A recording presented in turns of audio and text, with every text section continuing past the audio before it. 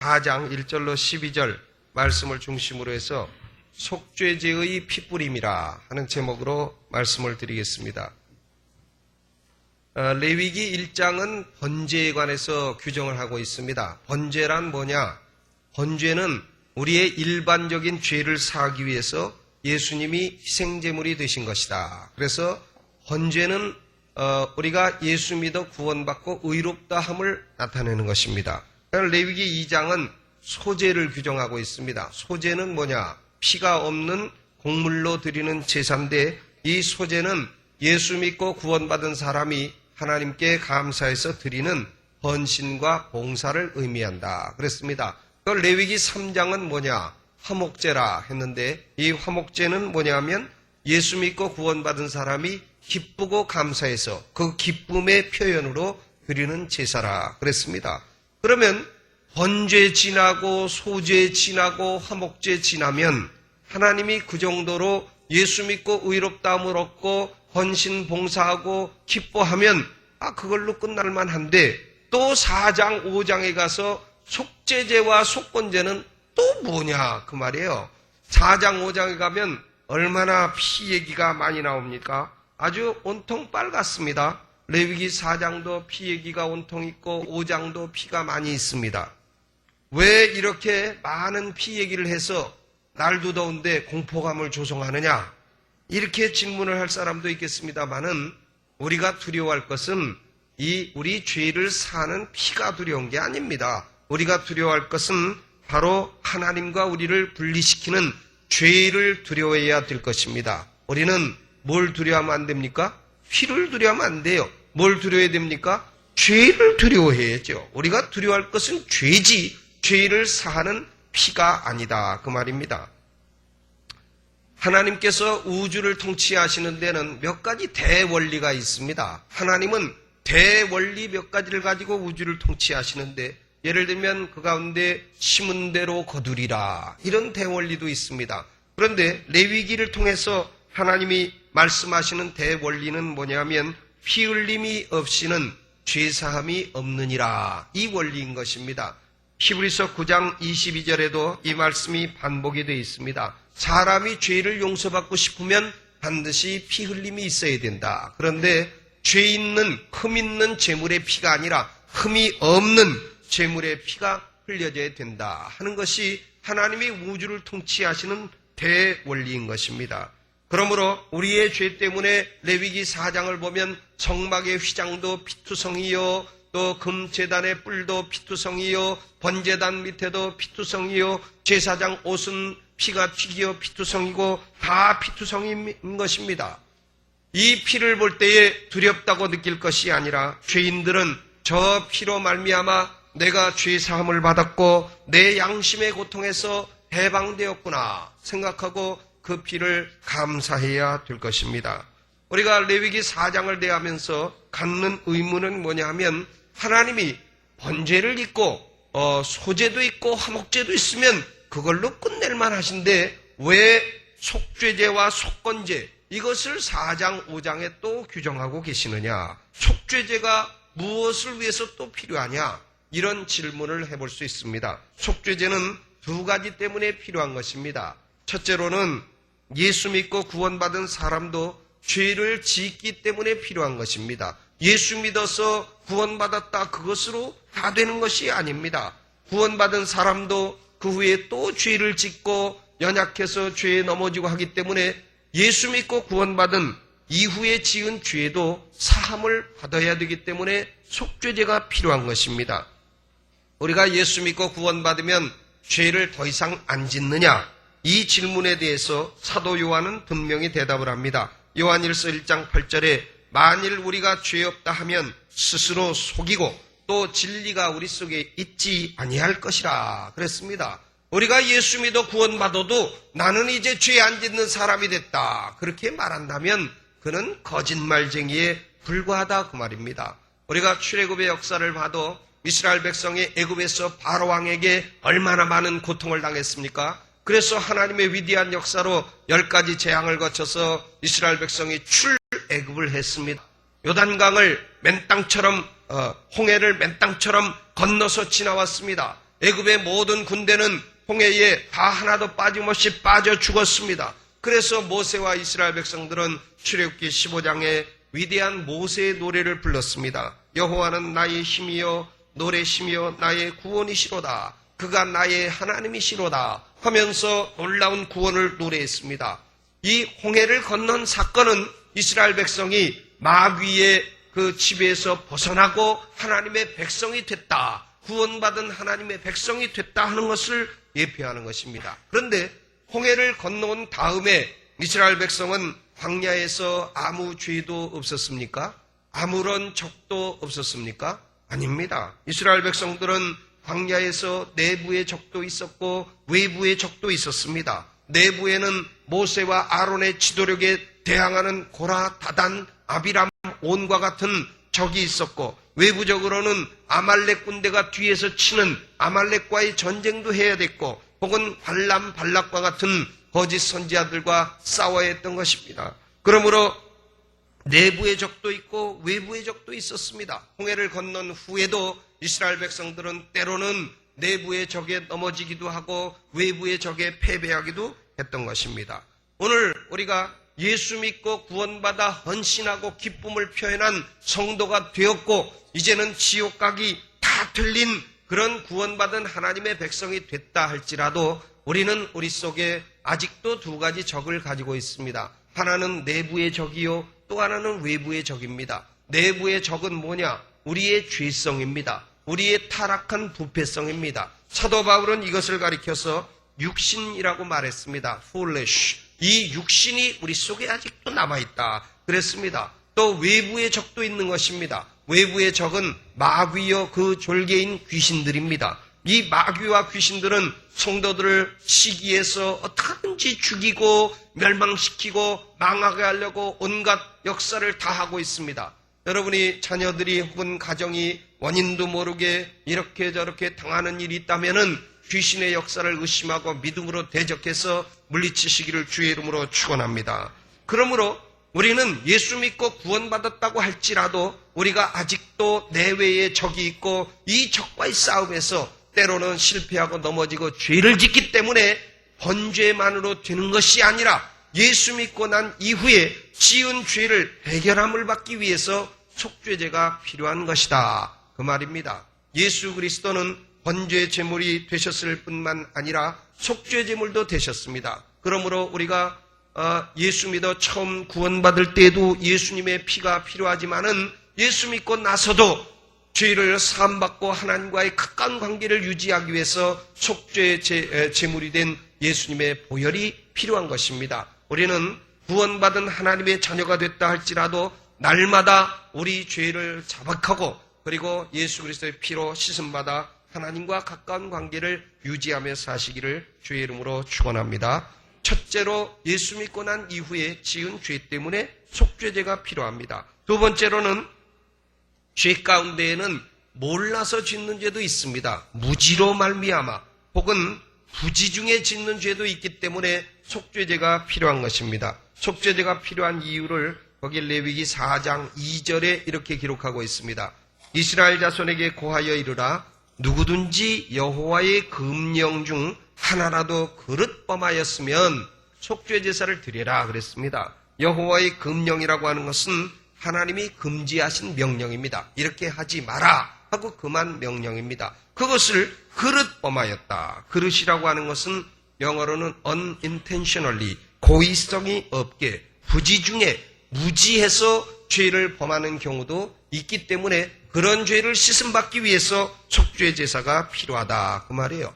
그런데 무지해서 죄를 범했는데 그것을 물질적으로 배상을 할 수 있는 경우에는 속건제사가 되는 것이고 물질적으로 배상을 할 수 없는 경우에는 속죄제사가 되는 것입니다. 우리는 법을 잘 몰라서 범죄했다. 그런 경우에도 죄는 죄인 것입니다. 몰라서 지어도 죄는 죄예요. 고속도로에서 200km로 달리다가 교통정경이 딱 잡았다. 그러면 아이고 내가 여기 스피드 리밋이 100km인지 몰랐습니다. 얘기해도 아무 소용없습니다. 티켓 끊는 것이죠. 몰라서 범해도 죄는 죄입니다. 우리가 살면서 나는 죄를 범했는지 안 범했는지 몰라. 그래도 모르고 짓는 죄도 많은 것입니다. 또 예를 들어서 우리가 모르고 말이죠. 독국물을 먹었다. 건강보조식품인 줄 알고 독국물을 잡섰다. 그러면 돌아가십니까? 안 돌아가십니까? 양잿물을 모르고 먹으면 안 죽습니까? 모르고 먹어도 죽기는 마찬가지인 것입니다. 죄 가운데 우리가 알고 짓는 죄도 있고 모르고 짓는 죄도 많은 것입니다. 아마 모르고 짓는 죄가 퍼센티지로 따질 때에 더 많지 않을까, 전 그렇게 생각합니다. 우리들은 참 나는 잘한다고 생각해도요, 어려서부터 나쁜 습관을 가지고 있어서 남에게 피해를 주는 경우가 많이 있는 것입니다. 그것이 모르고 짓는 죄입니다. 그냥 자기는 농담으로 얘기했는데 그것이 남에게 큰 괴롭힘이 되고 상처가 되는 경우도 많이 있습니다. 사람이 그저 장난으로 연못에다가 돌을 던질 때 개구리는 맞으면 어떻게 됩니까? 죽는 겁니다. 그때 아이고 야, 너 개구리 너 거기 있는 줄 몰랐다. 그래도 소용없습니다. 그것은 개구리에게 생명의 위협이 되는 큰 죄가 되는 것입니다. 아주 훌륭한 그리스도인들도 바로 나쁜 습관을 가지고 부지중에 여러 사람에게 해를 끼치는 그런 경우가 많이 있습니다. 바로 그런 죄를 위해서 무지로 부지중에 짓는 죄를 위해서 속죄 제사가 필요한 것입니다.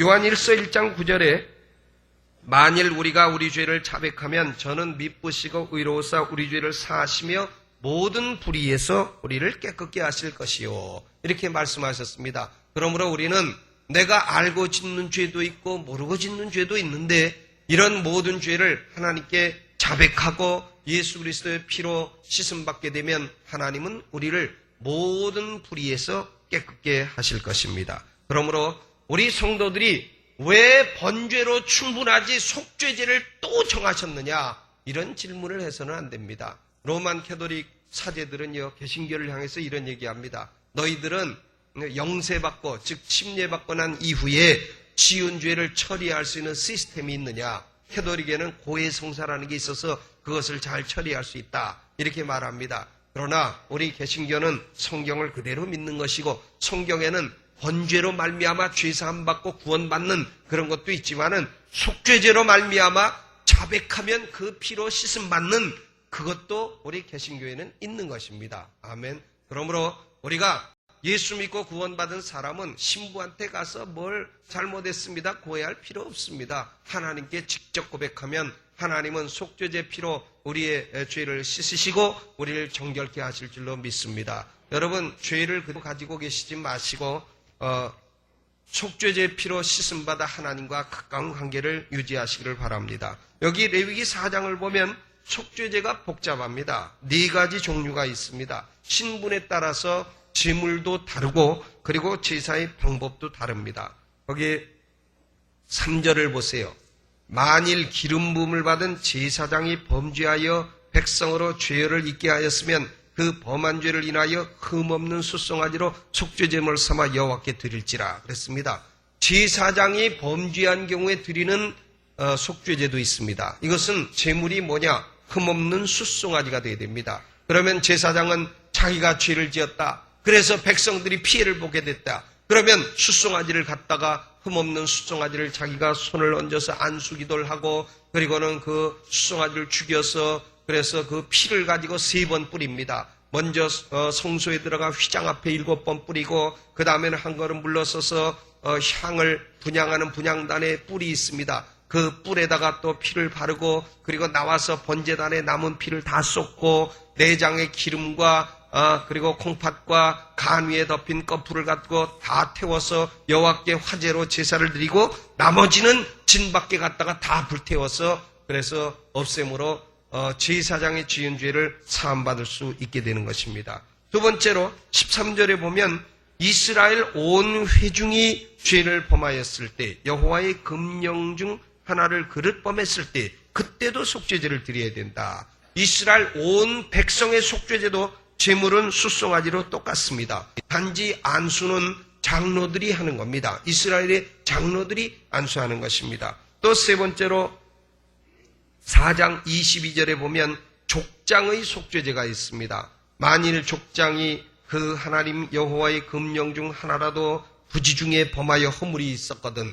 이 족장이란 말은 뭐냐면 매지스트리트, 즉 통치자들입니다. 공무원이나 국회의원이나 정치가들이나 이런 사람들이 죄를 범하게 되면 숫 염소를 제물로 쓰게 되고 그 피를 번제단 뿔에 바르고 번제단 밑에 다 부음으로써 제사를 드립니다. 그리고 평민들도 제사가 있습니다. 27절 만일 평민의 하나가 여호와의 금령 중 하나라도 부지 중에 범하여 허물이 있었다가 그랬어요. 그러므로 이스라엘 평민의 속죄제사도 있습니다. 평민의 속죄제사는 흠없는 암염소나 어린 암양을 잡아서 제사를 드리는 것입니다. 그래서 속죄제는 사람의 신분에 따라서 4가지 종류가 있다 그랬습니다. 대단히 복잡한 것 같습니다만은 원리는 간단합니다. 신분이 높을수록 값비싼 제물과 복잡한 제사가 요구된다 하는 것을 알 수 있습니다. 여러분 거기에 동의하십니까? 송아지하고 염소하고 어떤 게 비쌉니까? 송아지가 비싸지요. 그리고 제사 절차도 복잡합니다. 그러니까 제사장이라든가 혹은 족장이라든가 높은 지위에 있는 사람에게는 하나님이 더 큰 책임과 더 큰 성결을 요구하고 계시다 하는 것을 우리는 분명히 알 수 있는 것입니다. 우리가 사회에서 높은 지위를 얻고 또 직장에서도 높이 올라갔고 또 가정에서도 높은 위치에 있다. 그러면 더 큰 책임, 더 큰 성결, 그리고 더 큰 주의를 요구하고 계시다 하는 것이 이 4가지 속죄제사의 시스템이 가르치는 것입니다. 자식보다는 부모의 책임이 큰 것입니다. 부모가 담배 한 대 피면요, 자식은 한 갑을 핍니다. 부모가 술 한 잔 잡수시면 자식은 술 주정뱅이가 되는 거예요. 부모가 맥주 먹으면 자식은 고량주를 먹는 겁니다.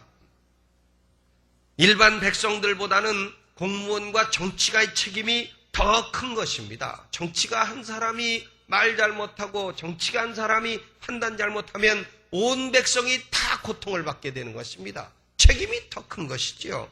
일반 성도보다는 집사, 권사, 장로, 목사의 책임이 더 크다는 것을 의미하는 것입니다.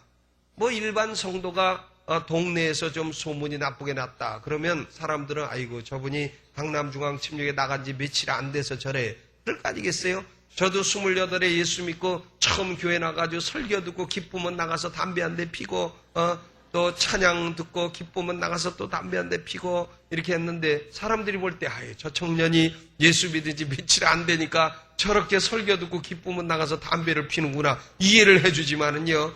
그러나 부목사님이 나가서 설교 듣고 담배 피고 그러면 되겠습니까? 예전에 어떤 교회에요. 부목사님 한 분이 계신데 그분이 참 성품이 좋은 분인데 성격이 급해요. 그리고 전 마음이 급해지면 그냥 이 욕이 잘 나갑니다. 근데 이분이 이제 봉고를 운전하는 거예요. 봉고에 교회 이름 딱 찍고 전화번호까지 찍고 봉고를 운전하가는데 다른 교회 장로님 한 분이요. 그 봉고 앞에 탁 뛰어들었어요. 그러니까 이분이 문을 열고 예의 습관대로 그 장로한테 그냥 있는 욕 없는 욕을 다 퍼부은 겁니다. 그러니까 장로가 차 운전하다 이런 욕은 생전에 처음 들어보니까 그 교회에 전화를 한 겁니다. 전화를 해가지고 목사님 내가 목사님 이름이 찍힌 봉고차 운전수한테 이렇게 큰 욕을 먹었습니다. 도대체 그 사람이 누굽니까? 가만히 보니까 담임 목사님 보니까 아이고 이거 부목사네요. 그러니까 담임 목사님이 뭐라 그런지 아십니까? 예, 그 청년이요. 어제 교회 등록해가지고 아직 그 신앙이 좀 어려가지고 그랬습니다. 미안합니다 하고 싹싹 빌고 사과하고 그 부목사는 그날부로 해고당했다는 그런 얘기가 있는 것입니다. 우리가 신분이 높고 지위가 높으면 그만큼 책임도 큰 것입니다. 더구나 예수 믿고 나서 신분과 지위가 높게 되면 더 책임이 큰 것이고 하나님은 더 큰 성결을 요구하신다 하는 것을 오늘 속죄제를 통해서 우리 마음에 새겨야 되겠습니다. 이 속죄제의 핏뿌림은 단계가 3단계로 되어 있습니다. 제1단계는 어디서 뿌린다 그랬습니까? 휘장, 성소와 지성소를 가르는 휘장 앞에 거기다가 몇 번 뿌린다 그랬어요? 7번 뿌린다 그랬습니다. 7번. 그러면 이 휘장이라는 것은 뭐냐? 휘장이라는 것은 죄인된 인간, 그리고 거룩하신 하나님이 계신 지성소, 지성소에 계신 하나님과 죄인된 인간을 막고 있는 휘장입니다. 인간이 죄인들이 하나님께 나가기 위해서는 반드시 휘장을 가르고 지성소로 나가야 되는 것입니다. 그 휘장 앞에 7번 피를 뿌리는 거예요. 휘장만이 하나님께 갈 수 있는 유일한 길입니다. 하나님은 구약시대에 어디 계셨느냐? 다른 데 계시지 않았습니다. 이스라엘의 성막의 지성소 안에만 계셨던 겁니다. 그러니까 죄인된 인간이 하나님을 만나려면 반드시 휘장을 지나야 됐습니다. 대제사장이 1년에 한 차례만 휘장을 열고 들어갈 수 있었고, 일반 사람들은 휘장을 열지도 못하고 그 휘장 앞에 피를 뿌림으로 하나님, 내가 하나님으로부터 멀어졌사오니 이 피를 보시고 내 죄를 용서하고 다시 하나님께 나갈 수 있는 존재가 되게 하여 주옵소서. 그래서 휘장에다가 피를 뿌린 겁니다.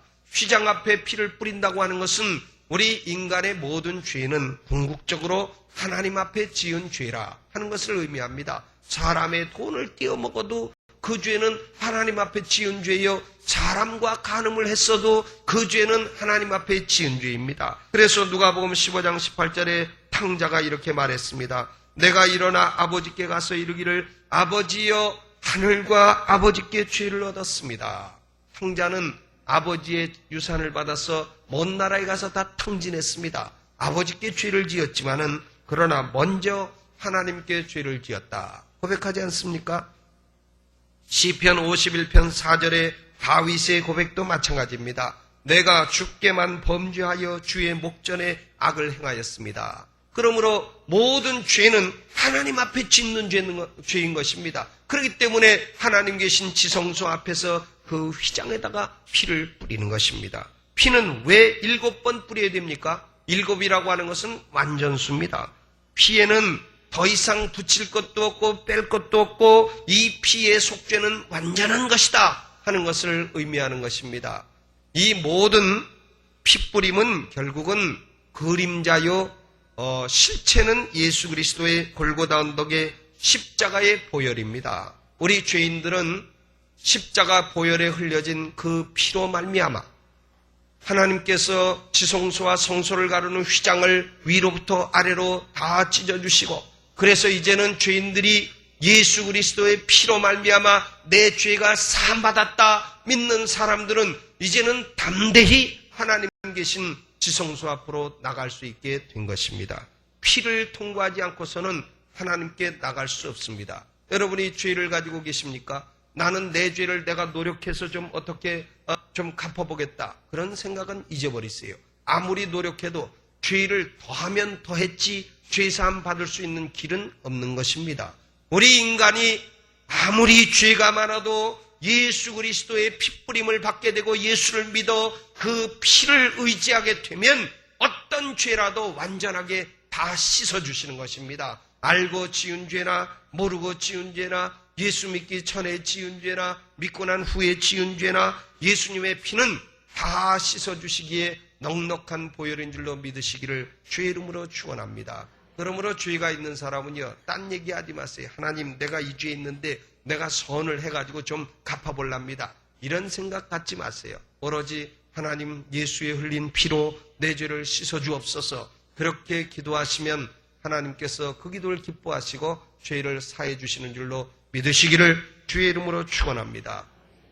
예수 그리스도의 십자가 보혈은요, 그 자체로 완전한 속죄 제사이기 때문에 거기에 더할 것이 없고 뺄 것이 없습니다. 우리가 하나님 앞에 나와서 아이고 하나님, 내가 죄가 많습니다. 그러나 내가 무슨 얼굴로 오늘 예수를 믿겠습니까? 내가 집에 돌아가서 좀 단장 좀 더 하고 좀 깨끗한 모습으로 올랍니다. 이럴 필요가 없다 그 말이에요. 우리가 거기다가 덧붙일 것도 없는 것이고 뺄 것도 없는 것이고 있는 모습 그대로 하나님 앞에 나와서 예수 믿고 죄를 고백하고 예수의 피로 씻음 받으면 우리는 지성소에 계신 하나님의 존전으로 언제라도 나갈 수 있는 존재가 되는 줄로 믿으시기를 주의 이름으로 축원합니다. 이런 사람만이 죽어도 천국 가는 것이요, 이런 사람만이 죽어도 죽은 자 가운데서 다시 부활해서 영생을 누리며 살게 되는 것입니다. 이것이 복음이에요.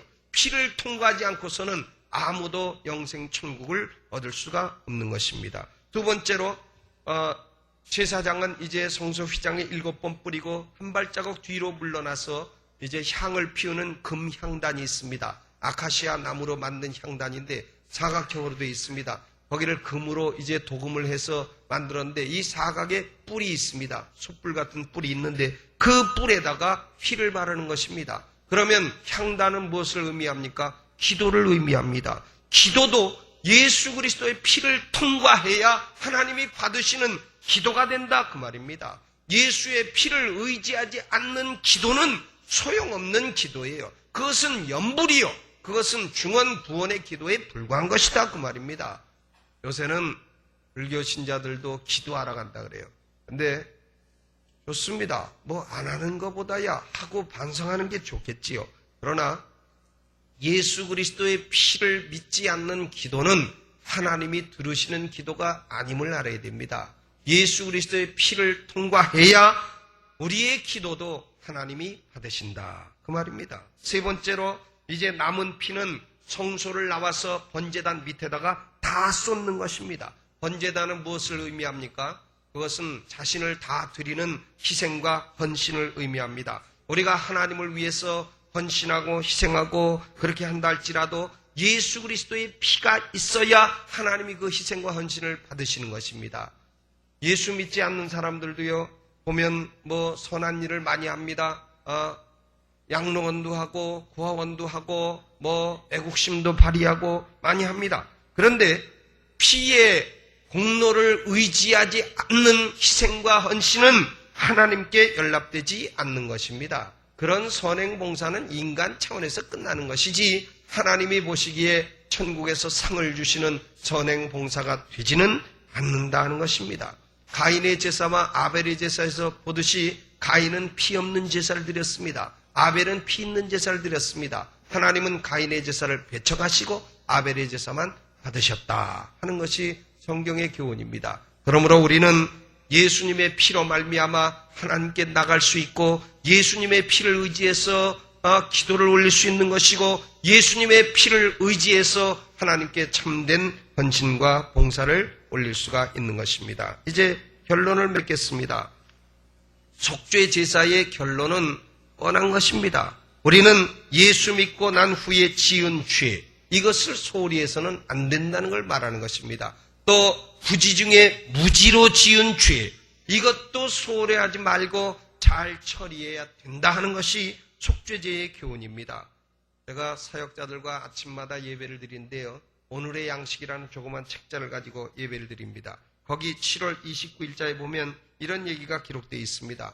바비 리치라고 하는 미국의 스턴트맨 얘기입니다. 스턴트맨은 영화에서 위험한 것을 하는 사람 아닙니까? 그런데 이 바비 리치라는 스턴트맨이 나이아가라 폭포에서 떨어지는 연기를 했습니다. 나이아가라 폭포에서 떨어지는 것이 얼마나 위험한 일이겠어요? 그 어마어마한 폭포에서. 근데 이 사람이요, 이걸 준비를 다 해가지고 성공적으로 떨어져서 하나도 안 다치고 연기를 했습니다. 근데 이 사람이 어떻게 죽은 줄 아십니까? 몇 년 후에 뉴질랜드에 여행 갔다가 뉴질랜드 그 길거리에요, 귤 껍질이 있는데 그걸 모르고 밟다가 쭉 미끄러져가지고 뒤통수가 깨져서 거기서 뇌출혈로 돌아가셨어요. 그러니까 나이아가라 폭포에선 살아난 사람이 귤 껍질을 밟아 죽었다. 예수 믿고 지옥에서 해방되고 천국의 자녀가 된 사람이 인생 살다가 귤 껍질 같은 죄를 처리하지 아니해서 그래서 넘어져서 그의 인생이 망해버리고 말았다. 그러면 얼마나 억울하겠어요. 나이아가라에서도 살아남았는데 귤껍질에 죽다니. 여러분, 길거리의 귤껍질을 조심하시기를 주의 이름으로 축원합니다. 귤껍질보다 더 미끄러운 거 있죠? 바나나 껍질, 그거 조심해야 됩니다.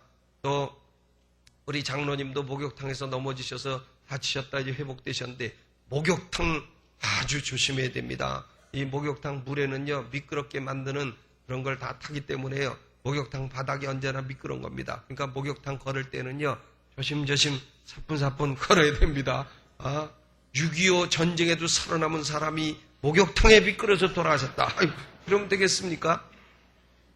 우리는 이 속죄 제사의 교훈은 다른 거 아닙니다. 예수 믿고 구원받은 사람은 그 이후에 지은 죄를 잘 처리하라 그 말이에요. 부지로 지은 죄, 무지로 지은 죄도 잘 처리하라 그것입니다. 번제는 우리가 하나님의 자녀가 되는 위치를 결정해 줍니다. 그러나 속죄제는 이제 하나님의 자녀가 된 사람이 하나님과 어떤 가까운 관계를 유지해 주느냐, 이것을 결정해 주는 것입니다. 예수님은 우리를 위한 번제제물도 되시고 속죄제물도 되셨습니다. 번제제물인 예수님을 믿어 우리는 영생 구원을 얻지만 속죄제물이 되신 예수님의 피를 의지해서 날마다 깨끗함을 얻고 하나님께 가까이 나가시기를 예수님의 이름으로 축원합니다. 오늘 이 말씀 생각하면서 우리 하나님께 기도하겠습니다. 여러분, 오늘 마음속을 살피시고 내가 예수 믿고 구원받아 하나님의 자녀가 됐지만 그동안에 얼마나 나의 무지로 지은 죄가 많은가, 그동안에 나는 예수 믿고 난 이후에 지은 죄를 얼마나 심각하게 생각하고 잘 처리하며 고백하여 예수의 피로 씻음을 받았는가, 이것을 우리는 생각해보고 하나님께 고하고 예수의 피로 씻음받는 시간 되시기를 바랍니다. 요한일서 1장 7절에 그 아들 예수의 피가 우리를 모든 죄에서 깨끗하게 하실 것이라 말씀하셨습니다. 알고 지은 죄, 모르고 지은 죄, 이 죄를 모두 깨끗게 하실 것입니다. 오늘 여러분 영혼을 들여다보시고 한 3분 동안 하나님 앞에 진실된 마음으로 기도를 올리시 바랍니다. 음악을 반주해 주시 바랍니다.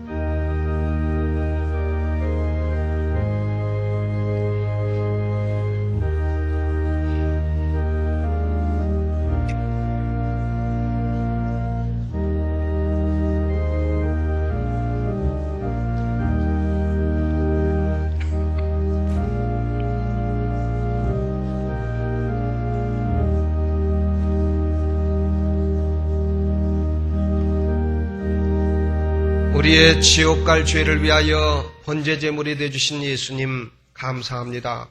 번제제물의 피로 우리는 지옥 갈 죄에서 사함받아 하나님의 자녀가 되었고 천국을 소망할 수 있게 되었습니다.